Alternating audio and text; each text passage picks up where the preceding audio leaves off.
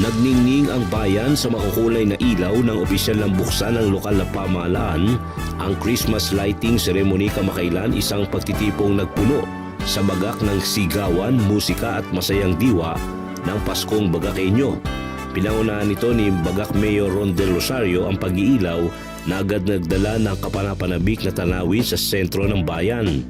Pinapurihan ni Mayor Del Rosario ang suporta nila Vice Mayor Ramil Del Rosario, Municipal Administrator Thea Martinez, mga miyembro ng Sangguniang Bayan at ang Bagak Tourism Office sa pamumuno ni Leonardo Herbon kasama ang masisipag na department heads ng LGU na tumulong sa matagumpay na selebrasyon. Tampok din ang makukulay na pagtatanghal mula sa Alice Reyes Dance Philippines at Bataan High School for the Arts na nagbigay buhay at sining sa gabi ng pagdiriwang.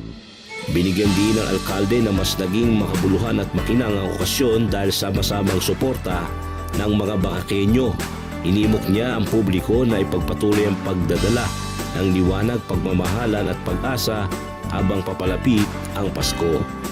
Kasama mo sa RMN Bataan para sa RMN Christmas sa Pinas, Radyo Man Mike Sigaral Tatak, RMN.